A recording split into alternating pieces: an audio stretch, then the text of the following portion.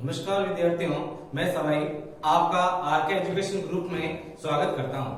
आज हम इस चैप्टर का बदौलत पढ़ने वाले हैं विजयनगर डायनेस्टी के बारे में। विजयनगर शहर, विजयनगर साम्राज्य ये एक भारतीय इतिहास की अहम कड़ी के रूप में माना जाता है और इसे सल्तनत काल के दरमियान भी पढ़ा जाता है। अगर बात करें भारतीय इतिहास की, जिसमें सबसे पहला रूप जो है जिसे प्राचीन भारतीय इतिहास के नाम से जाना जाता है, दूसरा रूप है मध्यकालीन भारतीय इतिहास और तीसरा रूप जो बताया जाता है इसे आधुनिक भारतीय इतिहास के नाम से जाना जाता है। आधुनिक भारतीय इतिहास का और मध्य भारतीय इतिहास और मध्य अर्थात मिड लेवल हिस्ट्री के अंदर पढ़ने को मिलता है विजयनगर साम्राज्य। विजयनगर साम्राज्य कहाँ पड़ता है, किन दो नदियों के बीच में है, किन किन शासकों ने इस वंश के अंदर प्रसिद्धि पाई थी, कौन से प्रसिद्ध युद्ध हैं, इसके अंदर पढ़ने को मिलते हैं। मंदिरों के निर्माण और उसकी स्थापत्य कला के बारे में भी हमें इस चैप्टर से जानने को मिलेगा। कैसा भी कंपटीशन एग्जाम चाहे 10th हो चाहे 12th हो, इसके अंदर विजयनगर साम्राज्य बहुत ही प्रमुख रूप से पढ़ा जाता है, जिससे बहुत सारे सवाल अपने बोर्ड के अंदर उठ होते हैं। शुरू करने जा रहा हूं विजयनगर साम्राज्य। सबसे पहले हम जानकारी ले लेते हैं कि अपना जो भारतीय मैप है, जो अपना जो नक्शा है भारत का, उसके अंदर विजयनगर साम्राज्य कहां पर पड़ता है। तो बता देता हूं कि जिस समय उत्तर भारत के अंदर सल्तनत कालीन शासन व्यवस्था संचालित थी, उसी समय दक्कन अर्थात दक्षिण भारत के अंदर जो साम्राज्य पनपा है उसे विजयनगर साम्राज्य के नाम से जाना जाता है। बात करते हैं कि उत्तर भारत और मध्य भारत के बीच में जो पर्वत श्रृंखला है, जो इनके बीच में एक दीवार के रूप में जानी जाती थी, उसे विंध्याचल पर्वत के नाम से जाना जाता है। बात करते हैं विंध्याचल पर्वत के दक्षिण में कौन सा साम्राज्य पनपा जो विजयनगर साम्राज्य के लिए बहुत ही दुविधा भरा रहा अर्थात शत्रुता के रूप में जाना गया। बात करते हैं यहाँ पर बहमनी साम्राज्य की। बहमनी साम्राज्य जिसमें 5 प्रमुख मुस्लिम सेनाएं शामिल थी, जिसके अंदर बीजापुर, बरार, अहमदनगर, गोलकुंडा और बीदर, ये 5 मुस्लिम सेनाएं मिलकर जिस साम्राज्य का निर्माण हुआ उसे बहमनी साम्राज्य के नाम से जाना जाता है। बात ये पूछी जाती है कि बहमनी साम्राज्य की स्थापना किसने की। तो बहमनी साम्राज्य की स्थापना 1347 ईस्वी में जफर शाह बहमन ने इसकी स्थापना की। बात करते हैं कि विजयनगर साम्राज्य इस मैप के अंदर अपने को कहां मिलता है, तो देख लेते हैं 2 नदियों के मध्य। तो पहली नदी का नाम कृष्णा और दूसरी नदी का नाम बताया जाता है तुंगभद्रा। कृष्णा तुंगभद्रा। कृष्णा और तुंगभद्रा नदियों के बीच में जो साम्राज्य पनपा जिसे विजयनगर साम्राज्य के नाम से जाना जाता है। विजयनगर साम्राज्य जिसे जीत का शहर भी कहा जाता है। ये जो साम्राज्य हम पढ़ने जा रहे हैं विद्यार्थियों, यह अपनी क्षेत्रीय प्रबलता के कारण बहुत ही प्रसिद्ध था। साथ ही विदेशी व्यापार के जरिए जो भी माल आयात होता था, सर्वप्रथम विजयनगर साम्राज्य के तटवर्ती इलाकों के पास में ही आकर उस माल की ढुलाई होती थी। इसके कारण जो भी माल भारतीय महाद्वीप में आयात होता था, उसका सबसे पहले जो बेनिफिट मिलता था वो विजयनगर साम्राज्य को ही मिलता था।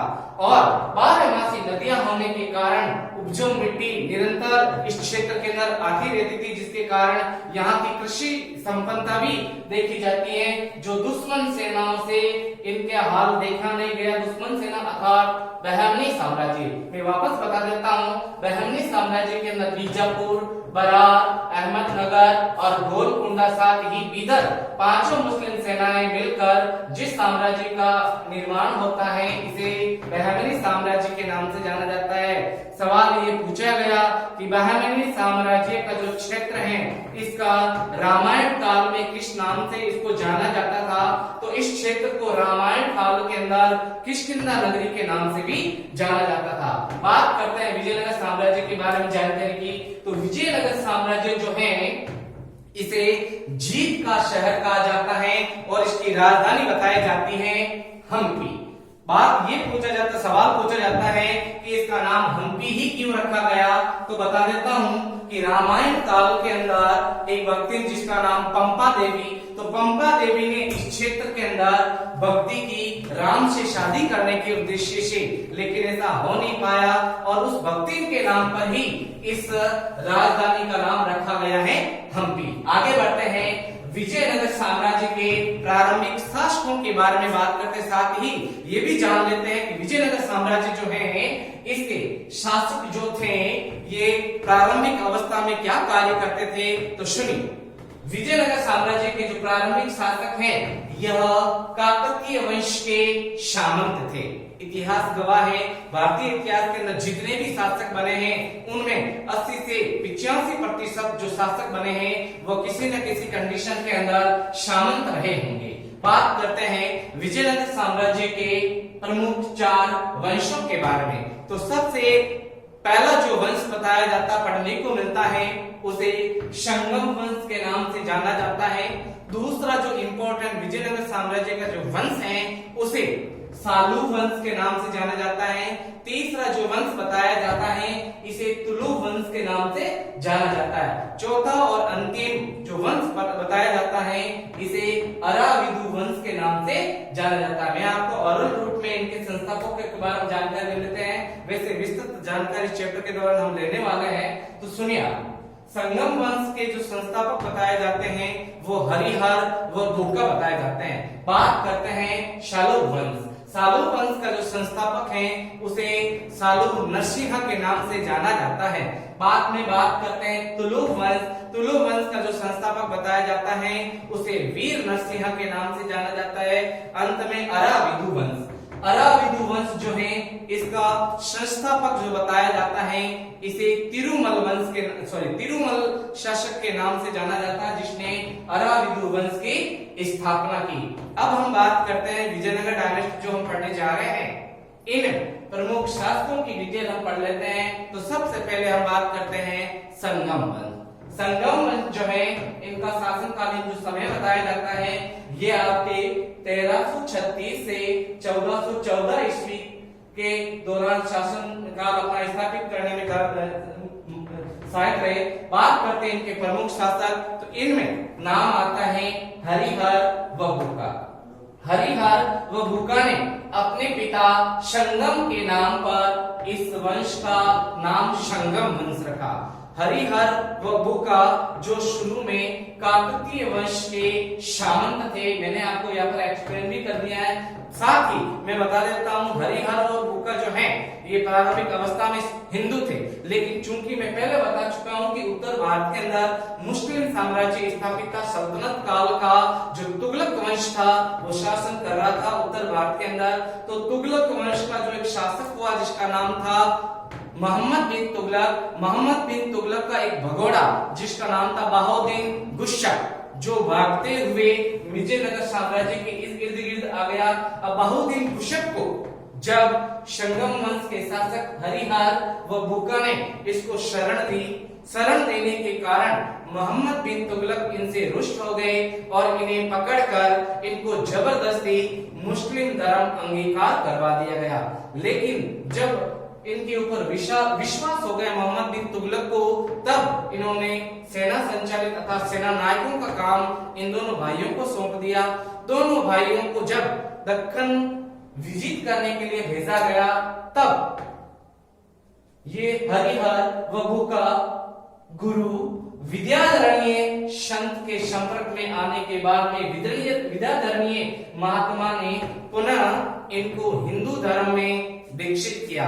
तो इनका प्रारंभिक धर्म भी पूछा जा सकता है और बाद का धर्म भी पूछा जा सकता है, जरूर याद रखना है। आगे बढ़ते हैं, संगम वंश के जो प्रमुख शासक हैं इनकी उपाधियों से संबंधित सवाल पूछा जा सकता है। तो सबसे पहले बात करते हैं हरिहर प्रथम। हरिहर प्रथम की जो उपाधि देखने को मिलती है इन्हें महाराजा धीराज के नाम से जाना जाता है। महाराजा धीराज इन्होंने उपाधि धारण की। नंबर दूसरा जो शासक हैं प्रसिद्ध शासक जो हुए उनमें भूका। भूका जो शासक बना है उनकी उपाधि है वेद मार्ग प्रतिष्ठापक। वैदिक धर्म को नए सिरे से अपने क्षेत्र के अंदर प्रचलित करने के लिए इन्होंने जो उपाधि धारण की, इस कारण इन्हें वेद मार्ग प्रतिष्ठापक के नाम से जाना जाता है। बात करते हैं तीसरे शासक की, तो तीसरा शासक का नाम आता है देवराय प्रथम। देवराय प्रथम जो है, इन्होंने तुंगभद्रा नदी, कौन सी नदी? तुंगभद्रा नदी पर बांध बनाकर सिंचाई व्यवस्था सुचारू रूप से कार्य करे, इसके लिए बहुत सारी नहरें निकलवाई। सवाल पूछा जा सकता है कि तुंगभद्रा नदी पर बांध बनाकर विभिन्न नहरें निकालने का कार्य किस शासक ने किया? तो नाम आता है आपके देवराय प्रथम। और इनके समकालीन एक बहुत ही प्रसिद्ध यात्री जो इतिहासकार भारत आया है, इटली का निवासी, उसका नाम था निकालो कोंटी।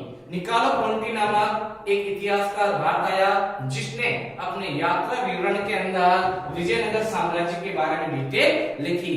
बात अगर करें यात्रियों के नजरिए से भारत प्राचीन काल से आधुनिक काल तक कौन कौन से यात्री भारत आए हैं, तो इनमें बहुत सारे यात्रियों का विवरण हमें पढ़ने को मिलता है। अगर बात करें मुगल काल की, तो मुगल काल के अंदर जो यूरोपियन इतिहासकार दार्शनिक जो भारत आया है, उसका नाम बताया जाता है फ्रांसवा बर्नियर। अगर बात करें विजयनगर साम्राज्य के समकालीन यात्रियों की, जो जिन्होंने यात्रा वृत्तांत लिखे हैं, उनमें Edward Barbosa, Abdul Razzaq Samarkandi और निकोलो कोंटी नामक यात्री ये विजयनगर साम्राज्य के समकालीन भारत आए और इन्होंने अपने यात्रा वृत्तांतों के अंदर विजयनगर डायनेस्टी का वर्णन किया।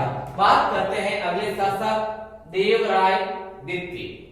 देवराय द्वितीय, जिन्हें इमाडी देवराय के नाम से भी जाना जाता है, और इन्होंने जो उपाधि अंगीकार की है, इन्हें गजबेटर के नाम से भी जाना जाता है। गजबेटर का अर्थ होता है हाथियों का शिकार करने वाला, हाथियों का शिकारी गजबेटर कहलाता है।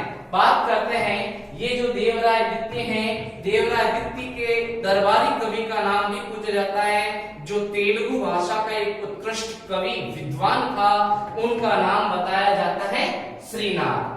अंत में संगम वंश के प्रभावशाली शासक के बारे में नाम लेते हैं, जानकारी। नाम है मल्लिकार्जुन। मल्लिकार्जुन को प्रौढ़ देवराय नामक उपाधि इन्होंने अंगीकार की। प्रौढ़ देवराय अर्थात बुढ़ा देवराय या सबसे ज्यादा उम्र का देवराय भी इन्हें कहा जाता है। बात करते हैं अब हम संगम वंश जो हमने पढ़ लिया है, इसके बाद में अब हम बात करते हैं अन्य विजयनगर साम्राज्य के जो प्रभुत्वशाली वंश हैं उनके बारे में। तो नाम आता है शुलुभ वंश। शुलुभ वंश का जो शासनकालीन समय है, ये 1485 से लगाकर 1605 ईस्वी तक इन्होंने शासन किया। अगर पूछ लिया जाए इनके संस्थापक का नाम, तो संस्थापक का नाम देखने को मिलता है शालुनसी। आज तक इसके अलावा शालुभ वंश से कोई भी सवाल नहीं हुआ है। बात करते हैं अगले वंश के बारे में, तो अगला वंश जो देखने को मिलता है, इस वंश का नाम है तुलुक वंश। साथियों, जैसे कि मैंने पहले भी बताया है कि हर एक डायनेस्टी साम्राज्य का एक प्रभुत्वशाली सबसे इंपॉर्टेंट प्रमुख शासक होता है, उसी प्रकार विजयनगर साम्राज्य का अगर सबसे प्रसिद्ध शासक के बारे में पूछा जाए तो नाम आता है कृष्णदेवराय, जो सबसे चर्चित और बहु प्रतिभाशाली शासक इस वंश से हुआ। बात कर लेते हैं तुलु वंश के बारे में। तुलु वंश का जो शासनकालीन समय बताया जाता है, ये 1505 से लगाकर 1570 ईस्वी तक इन्होंने शासन किया, और इसका जो संस्थापक देखने को मिलता है, नाम आता है वीर नरसिंह। अगर बात करें सबसे ज्यादा इंपॉर्टेंट अगर शासक की बात करें तुलु वंश की, तो उसका नाम कृष्णदेवराय के नाम से जाना जाता है। सबसे इंपॉर्टेंट होने के कारण हम इन्हें अलग से पढ़ लेते हैं। बहुत सारे सवाल जो हैं कृष्णदेवराय के बारे में ही इस चैप्टर से पूछे जाते हैं। तो कृष्णदेवराय, जिनका शासनकालीन समय 1509 से लगाकर 1529 ईस्वी बताया जाता है। बात करते हैं कृष्णदेवराय की उपाधियों की। कृष्णदेवराय की जो उपाधियां बताई जाती हैं, इन्हें आंध्र भोज, आंध्र पितामह, यमन राज्य स्थापनाचार्य, और अभिनव भोज इनकी प्रमुख उपाधियां बताई जाती हैं। अब हम बात करते हैं विजय युद्ध। कृष्णदेवराय ने विजयनगर साम्राज्य को सक्षम बनाने और शक्तिशाली बनाने के लिए दो प्रमुख युद्ध लड़े। एक का नाम बीदर का युद्ध, जिसमें इन्होंने मोहम्मद शाह को पराजित कर दिया। दूसरा जो युद्ध लड़ा, इन्होंने बीजापुर को जीतने के लिए आदिल शाह को पराजित करके इन दोनों युद्धों के अंदर इन्होंने विजय हासिल की। अब हम बात करते हैं कि कृष्णदेवराय के समकालीन को विदेशी यात्री भारत आया है, तो बात नाम आता है यात्री। तो यात्री जो भारत आया कृष्णदेवराय के शासनकाल में, उसका नाम डोमिगोस पाइस के नाम से जाना जाता है। बात करें इनके गुरु के नाम, तो कृष्णदेवराय के जो गुरु बताए जाते हैं, इन्हें व्यासराज के नाम से जाना जाता है। कई बार अगर डीपली सवाल आ जाए तो कई बार इनके पत्नियों के नाम भी पूछे जा सकते हैं। तो पहली पत्नी का इनका नाम तिरुमला देवी और दूसरी पत्नी का नाम बताया जाता है चिंता देवी। बात करते हैं कृष्णदेवराय जो शासक हैं, इनके दरबारी विद्वानों के बारे में। तो कृष्णदेवराय ने अपने दरबार के अंदर 8 प्रमुख विद्वानों को शरण दी और इसके कारण 8 विद्वान जो हैं ये अष्टदिग्गज कहलाए। और ये जो विद्वान हैं 8 ये तेलुगु साहित्य और तमिल भाषा के प्रमुख विद्वान माने जाते हैं। और इन सब में जो प्रमुख विद्वान माना जाता तेलुगु और तमिल का, उसे अलसानी पेडाना के नाम से जाना जाता है। अगर पूछ लिया जाए कि साहित्यकारों में जो प्रमुख विद्वान है कृष्णदेवराय का, उसे किस नाम से जाना जाता है, तो नाम है अलसानी पेडाना। अब हम बात करते हैं कि कृष्णदेवराय का जो शासनकालीन समय है, अगर बात करें साहित्यों के नजरिए से, तो इस काल को किस नाम से जाना जाता है, तो कृष्णदेवराय का जो शासनकालीन साहित्य का जो समय है, इसे तेलुगु साहित्य का स्वर्णिम युग कहा जाता है। आगे बढ़ते हैं कि कृष्णदेवराय के शासन काल में जो सबसे प्रमुख विद्वान हजरत जबाबी के लिए जाना जाता था, उसे किस नाम से जाना जाता है, तो उसका नाम बताया जाता है तेनालीराम। तेनालीराम जो है, इसने एक प्रसिद्ध ग्रंथ की रचना की है, जिसे पांडुरंग महात्म्य के नाम से भी जाना जाता है। कृष्णदेवराय का जो तेनालीराम जो प्रमुख विद्वान है हाजिर जबाबी के लिए जाना जाता है, इसे विजयनगर साम्राज्य का बीरबल के समान इसको तुलना की दी जाती है। अब हम बात करते हैं कृष्णदेवराय ने प्रमुख कार्य कौन कौन सा किया है, तो कृष्णदेवराय जो है, इनको अपनी माँ से बहुत ज्यादा लगाव था। इसके कारण अपनी माँ की स्मृति में इन्होंने नागलपुर नामक नगर की स्थापना की है। अब हम बात करते हैं कृष्णदेवराय की साहित्यिक रचनाओं के बारे में। तो कृष्णदेवराय ने उत्कृष्ट 2 नाटकों की रचना की, जिनमें पहला जो नाटक है, इसे जाम्बवती कल्याणम के नाम से जाना जाता है, और दूसरा जो नाटक बताया जाता है, इसे उषा प्रणय के नाम से भी जाना जाता है। अगर बात करें कृष्णदेवराय के बारे में, तो मुगल कालीन सम्राट बाबर की आत्मकथा का नाम बाबरनामा। बाबरनामा जो है, इसके अंदर स्वयं बाबर ने कृष्णदेवराय को सबसे शक्तिशाली शासकों में से एक बताया था। अब हम बात करते हैं कि कृष्णदेवराय ने स्थापत्य कला के क्षेत्र में कौन कौन से निर्माण करवाए हैं भाई, तो इनमें सर्वप्रथम जो नाम आता है, इसका नाम है हजारा राम मंदिर। ये हजारा राम मंदिर जो है, ये भगवान श्री राम को समर्पित है। अब हम बात करते हैं दूसरा जो मंदिर, प्रसिद्ध मंदिर है इनके द्वारा जो निर्माण करवाया गया, इसे विठल स्वामी मंदिर के नाम से जाना जाता है। विठल स्वामी जो मंदिर है, ये विष्णु को समर्पित था। बात करें तीसरी प्रमुख स्थापत्य के क्षेत्र में इनके नाम जो उपलब्धि है, इसे विरूपाक्ष मंदिर के नाम से जाना जाता है। विरूपाक्ष का जो मंदिर है, ये भगवान शिव को समर्पित बताया जाता है। इसके अलावा कमल महल, और महानवमी डूबा, साथ ही हम्पी की स्थापना करने वाला कृष्णदेव राय को बताया जाता है। मैं थोड़ी सी डिटेल आपके ओरल रूप में बता देता हूं। महानवमी डूबा विजयनगर साम्राज्य के अंदर एक बहुत ही बड़ा स्ट्रक्चर, ऊंचा स्ट्रक्चर बनाया गया था, जिसके अंदर वार्षिक उत्सव जैसे दशहरा है, इसके अलावा नवरात्रा है, दुर्गा पूजा है, कोई राज्य अभिषेक है, या फिर बलि देना, या फिर धार्मिक उत्सव जितने भी आयोजित किए जाते थे वो महानवमी डूबा नामक बहुत बड़े एक ऊंचे स्ट्रक्चर के ऊपर इसको आयोजित किया जाता था। ये जो महानवमी डूबा पूरा का पूरा पत्थरों से बना था, जिसके चारों कोनों पर 4 खड्डे थे, जो गर्मी और बरसात के दौरान इनके ऊपर टेंट शिविर लगाकर इनको गर्मी और बरसात से जो भी आयोजित हो रहा है आयोजन, इसको बचाया जा सके। तो साथियों, अब हम बात करते हैं विजयनगर साम्राज्य के जो पृष्ठभूमि पर सबसे जो खतरनाक युद्ध लड़ा गया था, जिसने विजयनगर साथ ही इसकी राजधानी हम्पी को उजाड़ के रख दिया था, वो भी आपके तुलु वंश के समकालीन ही हुआ।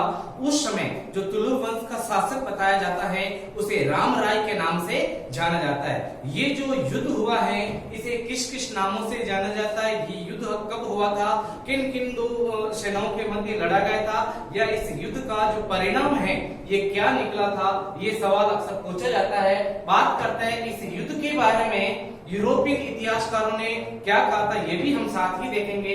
तो सुनिए, ये जो युद्ध हुआ है इस युद्ध को राक्षस तांगड़ी का युद्ध भी कहते हैं, साथ ही इसका दूसरा नाम भी हमें देखने को मिलता है, इसे तालीकोटा युद्ध के नाम से भी जाना जाता है। ये जो युद्ध हुआ है ये 26 जनवरी 1565 ईस्वी में युद्ध हुआ था। इस युद्ध के अंदर विजयनगर की तरफ से जो पलड़ा रखने वाले थे वो थे आपके राम राय, और राम राय के जो अपोजिट सेना लेकर खड़े थे उसमें बहमनी साम्राज्य की 5 संयुक्त सेनाओं, मुस्लिम सेनाओं के साथ इन दोनों के मध्य युद्ध हुआ। मैं वापस पुनः बता देता हूं, जिसमें बीजापुर, बरार, अहमदनगर, गोलकुंडा और बीदर, इन 5 मुस्लिम सेनाओं ने संयुक्त रूप से एक आक्रमण कर विजयनगर साम्राज्य के शासक राम राय को मार डाला, और इस युद्ध की परिणति यानी रिजल्ट विजयनगर का पतन हो गया। साथ ही हम्पी को भग्न अवशेष यानी टूटी फूटी अवस्था में बिखेर कर रख दिया था। बात करते हैं तालीकोटा या राक्षस तांगड़ी का जो युद्ध है, इस युद्ध के बारे में इतिहासकारों ने क्या कहा, तो उनमें नाम आता है R7। R7 जो एक दार्शनिक और इतिहासकार भी रहे हैं, इन्होंने जो अपनी पुस्तक लिखी, पुस्तक का नाम है ए फॉरगेटन साम्राज्य, अर्थात एक भूला बिसरा साम्राज्य के तहत ये जो R7 बताए जाते हैं, यह इस युद्ध के प्रत्यक्षदर्शी थे, जिन्होंने इस युद्ध का सविस्तार वर्णन किया। R7 के अनुसार इन्होंने लिखा है कि संसार के इतिहास में कभी इतने वैभवशाली नगर का इस प्रकार सर्वनाश नहीं किया गया जिस प्रकार विजयनगर साम्राज्य का किया गया। ये कहने वाले कौन थे, तो नाम आता है R7। इनकी पुस्तक का नाम पूछा जाए तो नाम आता है ए फॉरगेटन एम्पायर, जिसका नाम है, जिसको कहा जाता है एक भूला बिसरा साम्राज्य। अब हम बात करते हैं तुलु वंश के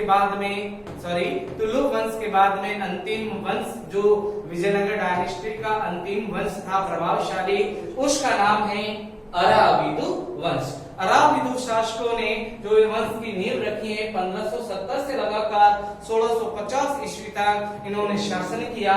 बात करते हैं इनके संस्थापक के बारे में, तो राम राय का एक प्रधानमंत्री जिसे तिरुमल के नाम से जाना जाता है ने इस वंश की नींव रखी है। साथियों, हमने विजयनगर साम्राज्य के प्रमुख वंशों के बारे में और प्रमुख शासकों के बारे में भी पढ़ लिया। अब हम बात करते हैं विजयनगर साम्राज्य में जो प्रचलित मुद्राएं अर्थात सिक्के जो प्रचलित थे उन्हें किस नाम से जाना जाता है। सुनिए, विजयनगर साम्राज्य के जो सिक्के हुए हैं, इन सिक्कों को, अगर ये सिक्का सोने का है तो इसे पेगोड़ा कहा जाता था, और जो सोने का सिक्का बना है उसे वराहक के नाम से भी जाना जाता था। विजयनगर साम्राज्य के जो सोने के सिक्के हैं उनका वजन बताया जाता है 50 ग्राम। अब हम बात करते हैं कि विजयनगर साम्राज्य के सोने के जो छोटे सिक्के हैं उन्हें किस नाम से जाना जाता है। तो विजयनगर साम्राज्य के जो छोटे सिक्के हैं उन्हें प्रताप या फणव के नाम से भी जाना जाता है। अब हम बात करते हैं विजयनगर साम्राज्य का जो चांदी का सिक्का है उसे किस नाम से जाना जाता है जो प्रचलित था विजयनगर साम्राज्य में। तो चांदी के सिक्कों को तार कहा जाता था। तो ये हो गए आपके विजयनगर साम्राज्य की मुद्राओं का विश्लेषण। अब हम बात करते हैं विजयनगर साम्राज्य के प्रांतीय प्रशासन के बारे में। तो सुनिए आप, विजयनगर साम्राज्य 6 प्रांतों में विभक्त था। बात करते हैं कि ये जो शासन संचालित हो रहा था इसमें जिले को, तहसील को, राज्य को क्या कहा जाता था। तो सुनिए आप, राज्य को कहा जाता था प्रांत। बात करते हैं जिले की, तो जिले को विजयनगर साम्राज्य के समकालीन कोट्टम या वलनाडु के नाम से जाना जाता था। बात करते हैं तहसील या परगना, तो परगना या तहसील को नाडु कहा जाता था। बात करें अगर 50 गांवों के समूह की, तो इसे क्या कहा जाता था। तो 50 गांवों के समूह को मेला ग्राम के नाम से जाना जाता था। जैसा कि हमने मौर्य साम्राज्य के अंदर पढ़ा था, मौर्य साम्राज्य का जो स्थानीय प्रशासन था जिसके अंदर स्थानीय है, द्रोणामुख है, खारवर्तिक है, संग्रहण है, ये स्थानीय प्रशासन के 4 भाग जो चक्र, शुभा और प्रांत के अंदर विभक्त थे। बात करते हैं सबसे छोटी इकाई, तो प्रांतीय प्रशासन की सबसे छोटी इकाई ग्राम, और ग्राम को पुर के नाम से जाना जाता था। ये हो गए आपके प्रांतीय प्रशासन। अब हम बात करते हैं शॉर्ट जो क्वेश्चन आते हैं छोटे छोटे, वो उनके अंदर विजयनगर साम्राज्य के समकालीन साहित्य और साहित्यकारों के बारे में पूछा जा सकता है। तो विजयनगर साम्राज्य के अंदर जो प्रमुख प्रसिद्ध रचनाकार और साहित्य है उनके नाम जान लेते हैं। तो जो प्रमुख साहित्यकार हुए हैं उनमें नंबर 1 नाम है ईश्वर दीक्षित। ईश्वर दीक्षित ने जो ग्रंथ लिखा है इसका नाम है हेमकूट महाकाव्य। नंबर 2 दूसरा जो प्रमुख साहित्यकार अलसानी पैदाना या पैदन भी कह सकते हो, अलसानी पैदन जो है इसने ग्रंथ लिखा स्वारिष्ट संभव, और अलसानी पैदन जो है इसे तेलुगु भाषा का, तेलुगु कविता का पितामह के नाम से जाना जाता है। बात करते अगले साहित्यकार का नाम है नंदी तिमन। नंदी तिमन जो है इसने ग्रंथ लिखा परिजात हरण। आगे बढ़ते हैं नंबर 4। चौथे जो साहित्यकार हुए हैं उनका नाम है कवि भट्टमूर्ति। कवि भट्टमूर्ति ने नरसंयुगम नामक ग्रंथ की रचना की। अब हम बात करते हैं राजनाथ के बारे में। राजनाथ ने जो ग्रंथ लिखा है इसका नाम है भागवत चंपू। भागवत चंपू के साथ में शालीवोदय नामक ग्रंथ की रचना भी राजनाथ ने की। अब हम बात करते हैं उसके बाद में अगले जो रचनाकार हैं नाम है सायन। सायन ने जो ग्रंथ लिखा है इसे संगीत सार के नाम से जाना जाता है। और उसके बाद में जो प्रमुख साहित्यकार रहा उनमें नाम आता है राम अमात्य। राम अमात्य ने जो ग्रंथ लिखा है उसका नाम है स्वरमेल कलानिधि। और अंतिम जो साहित्यकार हम पढ़ने जा रहे हैं नाम आता है लक्ष्मी नारायण, जिसने ग्रंथ लिखा है संगीत सर्वोदय। धन्यवाद।